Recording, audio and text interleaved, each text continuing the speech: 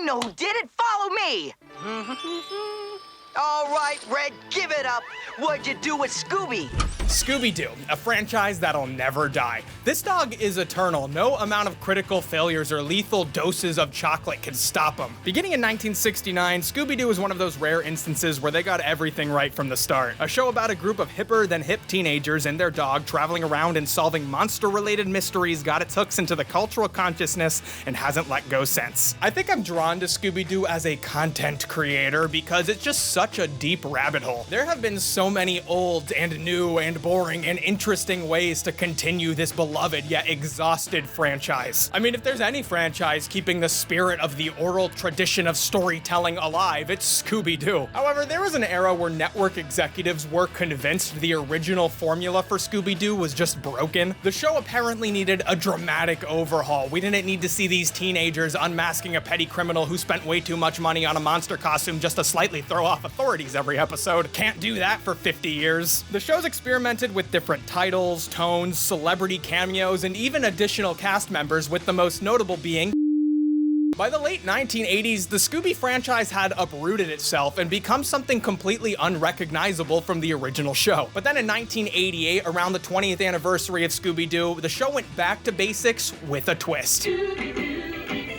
A Pup Named Scooby-Doo was meant to celebrate the show's 20th anniversary. For the first time in years, Shaggy and Scooby were joined by their friends, Daphne, Freddy, and Velma too. The show wanted to go back to Scooby's roots by exploring the character's roots, as we spend time in the gang's hometown named and seen for the first time as Coolsville, USA. A Pup Named Scooby-Doo was designed as a self-referential celebration of Scooby-Doo. This is the only Scooby-Doo show I watched as a kid that I would never change the channel for. It felt much less dated, and its humor was definitely energetic enough to keep up with the other cartoons I liked watching. Last year I had a look at a few different Scooby projects, all of which experimented with the original formula. So as a prelude to this year's Scooby-thon, I wanted to take a look at the Scooby-Doo show which doubled down on the original formula in order to erase the memory of...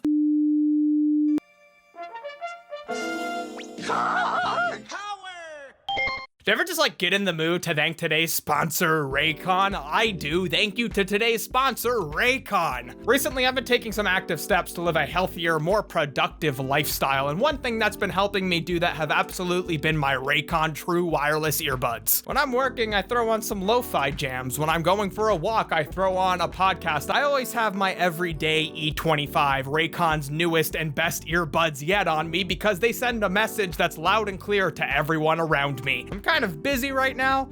Don't you dare talk to me. I've never really been a listen to music while I work kind of person, but having these earbuds have absolutely been encouraging me to do that more, and who would have guessed a piece of advice I've heard hundreds and hundreds and hundreds of times is actually valuable. It's been really great for my focus, and the everyday E25s are really comfortable for extended listening sessions. And the best part of Raycon True Premium Wireless Earbuds is the price point. Sure, there's the compact design, 6 hours of playtime, seamless Bluetooth pairing, more bass, a nice noise isolating fit, and they come in a bunch of fun different colors, but they also cost about half as much as other premium true wireless earbuds on the premium true wireless earbuds market. So if you're interested in getting a pair of Raycons, you can go to my link buyraycon.com/Billiam to get 15% off of your order.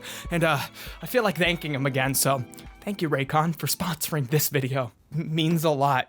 By 1988, the Scooby franchise had already been through a lot. Associate producer Tom Ruegger was tapped to head a new Scooby project, which aimed to take part in the babyfication trend going on at the time. Muppet Babies, Flintstones, kids, I think we all need to acknowledge that A Pup Named Scooby-Doo has the best title out of all of them. Ruegger had grown tired of working with some of the old guard at Hanna-Barbera, who never tried to innovate on the type of framing or shot composition that became associated with the company. A Pup Named Scooby-Doo tried to have a completely different feeling than any other Scooby-Doo show.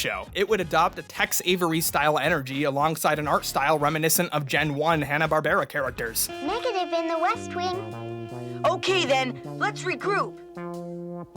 It was all about bringing classic Scooby back, and front and center is the promise that you can help us solve the crime, which served to remind us of that. Bill Hanna would actually go on to direct the first episode, which I'm pretty sure was his last animation directing job, and gave fans a perfect stepping stone for this new tonal world of Scooby-Doo. There's an appealing level of innocence to these characters being kids. They're not hip teenagers, they're just dumb kids. And it's the cuteness behind these designs and performances which I believe carries a lot of the show. I mean, Velma? Perfection. Scooby? Perfection. I mean, what the f is this pop vinyl looking idiot? You had a perfect design already. In terms of their characters, the most unchanged are Shaggy and Scooby. Would you do it for a Scooby snack? Okay. Daphne is just a more exaggerated version of her old self, but here she's explicitly from a wealthy family and only appreciates the highest of high fashion. This place is grody. She also serves as the group's skeptic, being the first one to acknowledge that there's no such thing as monsters. Oh, please, everybody. There are no such things as ghosts. Freddy is full dumb idiot here. I love it. You won't believe me when I tell you.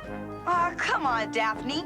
You know I'll believe anything. He believes in a wide variety of conspiracy theories and supernatural creatures, and he's always pitching the dumbest ideas. I love him. I knew it. It's the attack of the bell people from the planet Ding Dong. Actually, Freddy, it's the cash register people from the Planet Pet Store. And there's Velma, just a pure, sweet, precious angel. Every single time she says Jinkies, I feel my crusted old Grinch heart beating for the first time in weeks. Jinkies. Velma is usually the one to point out clues, which helps the audience to follow along with the whodunit style mystery involving whatever characters are introduced in that episode. And by the end, she inputs all of her info into her computer, which tells us who the culprit is. Only one person could be Stinky. Vincent Thorne.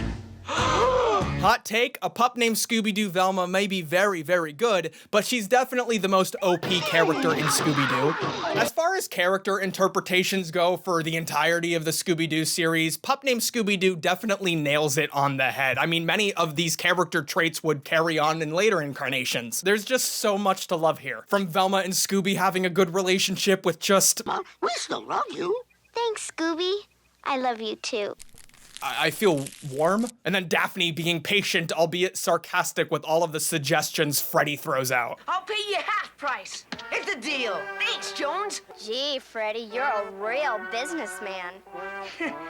I know. While some of the moments evoke the creepy, spooky aesthetic of OG Scoob, Pup is heavily leaning into comedy. Coolsville is such an odd, colorful-looking place with expressionist-esque skewed buildings, and in true Tex Avery style, the characters themselves are super reactionary. Screams are amplified, and at this point, Scooby is just a liquid having no defined shape or form. However, no Scooby-Doo show is complete without atmosphere. A Scooby-Doo show without atmosphere might as well be called Scooby-Don't.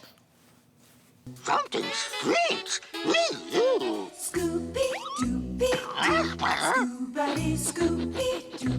Scooby must be onto something. A pup named Scooby-Doo may not be very creepy, but it's groovy. Groovy-Doo. With the absolute best part of this show being its jazzy rock score featuring a trio of singers performing catchy scats over everything. Because the show takes place in a single setting, there's a lot of recurring characters from the family of the kids who don't really add much to the show but do help to differentiate this show's tone. Like I don't want to wake up my mom and my baby sister. Jenkins, Daphne's butler, whose name is a pun on Jinkies, who gets called upon to do low-effort tasks for the gang. Hold it. Excuse me, but I just had my hair done today. Jenkins? Yes, Miss Blake. Be scared for me, would you? Right away, Miss Blake. And the evilest f***er I've ever seen, Red Herring.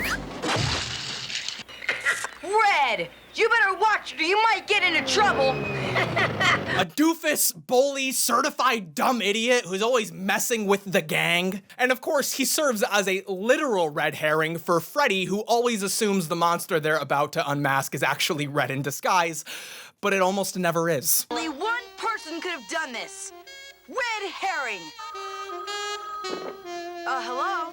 This is Red Herring. Calling to confess, huh? No! Every time Fred accuses Red, Red comes out of nowhere to like beat the heck out of him to tell him not to accuse him anymore. You're a real dipola, Jones. This is the stupidest thing I've ever heard. Watch it, Red. I'm telling this story. Then you're full of beans. We'll catch that f***er one day, Freddy. I think my favorite recurring joke is a news broadcaster who will occasionally interrupt the show just to roast Freddy for being stupid. Whenever Freddy starts to talk too much, do what I do and catch up on your reading. Thank you. And then when I found out he... Scooby's family even shows up. Look at this dog dad. The monsters here are very far removed from anything we saw in earlier shows. A lot of the earlier Scooby-Doo villains could easily be scary if you let them be, but these are full-on silly. From the outlandish nacho cheese monster, a hamburger monster, Alex Brightman as Beetlejuice haunting the Winter Garden Theater. This is my turn, see? And I'm taking it back, see? If you're interested in revisiting A Pup Named Scooby-Doo, here's some episode suggestions. The first two episodes, A Bicycle Built for Boo and The Sludge Monster from the Earth's Core, just nailed down the show's tone really well. From later seasons, I also recommend The Spirit of Rock and Roll, a musical-themed episode, and Chickenstein Lives just for its absurdity. But the first season in general is all around solid, so you could easily just check that out if you want to watch more. There's so many off-scale shots. Big Velma? Episode 6 is titled Scooby-Doo, and in true Reagan-era fashion, it features a really lame anti-drug message. The headless skateboarder is terrorizing Coolsville Beach. The gang investigates an ex-pro skater who is no longer a pro skateboarder because he got involved with generic brand drugs. Drugs! Drugs? Yuck! At the end of the episode, it turns out the headless skateboarder is the ex-skateboarder. Whoa! And the kids stop him from smuggling drugs into Coolsville. I was part of a drug smuggling gang. There's only one guy who can smuggle this much blow into Coolsville, and his name is Red Herring. Okay, if any Scooby-Doo villain were to have a gun, it'd be this guy. If you want to teach a meaningful lesson to the kids at home, maybe it's don't go out with your ragtag squadron of 6-year-olds to stop a drug smuggling operation. I find this episode to be very funny and somewhat ironic. I'm Mary Jane. Like that is my favorite name. Drugs! As a celebration of Scooby-Doo, the show leans on a lot of the classic gags and catchphrases we're used to seeing, many of which are remixed. Okay, gang, let's split up. Freddy, split up where? It's a motorhome. Oh, yeah. The show also brought back the Scooby-Doo romps, the musical breaks in which the monster and the gang would chase each other, only to break down dancing. And as far as Scooby romps go, these are pretty good. They're not the generic bubblegum pop we're used to hearing in older Scooby-Doo. Instead, they write a new song for every episode, which is thematically themed to be about whatever monster they're chasing. And while I think they put a lot of effort into making these old jokes and old moments feel new and fresh again, even if it's a really clever take on that joke, it's still the same joke. After season 1, Ruger and a part of the creative team were approached by Steven Spielberg. Ooh. So Steven Spielberg was all like, "Hey Tom, I'm a big fan of A Pup Named Scooby-Doo. I'm sort of workshopping some projects over at Warner Brothers. I wouldn't mind if you came take a look if you got a second." And Tom, with his creative team, may have created some animated projects you may have heard of. Seasons 2 through 4 of Pup were shortened, only being comprised of 17 episodes between the 3 of them, while season 1 had 13. There is some charm missing in these seasons, but I found myself still able to enjoy it. Oddly enough, a few episodes are segmented rather than a traditional half-hour episode, including the episode Night of the Boogie Biker, an 11-minute episode in which Daphne makes a bet with Fred, preventing him from accusing Red Herring for 24 hours. The monster, of course, finally is... It's Red Herring! I knew it! I knew it! Ladies and gentlemen, we got him. I did think the show was dragging by the end of it, but I don't necessarily think that's only because of a quality dip. A Pup Named Scooby-Doo was designed to be a throwback to the original Scooby-Doo, celebrating the show's quirks and tropes in a fun, fresh way. However, by staying so close to the formula, even in a celebratory way, it makes the show grow stale just as fast as any other Scooby show. Except for Velma?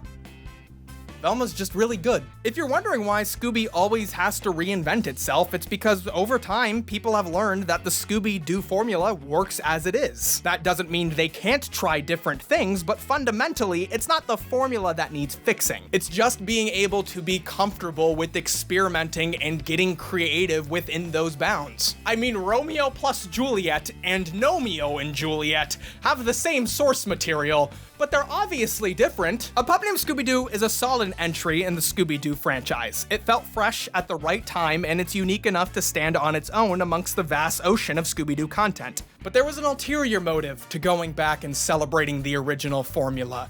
A shadow looms over A Pup Named Scooby-Doo, and it's loomed over the entire franchise for too long. Next time I talk about Scooby-Doo, Scooby-Thon 2 will begin, and I will take on the tremendous responsibility of redeeming Scrappy-Doo.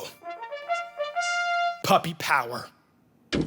Hey, thank you so much for watching this video. If this is your first video, please subscribe, and oh my god, ring that notification bell. Other than that, you can follow me on social media. The links are in the description down below. What's your favorite Scooby-Doo show? Other comment questions, just comment, please. Other than that, have a good day. I'm tired, I'm stressed. I'll see you next week.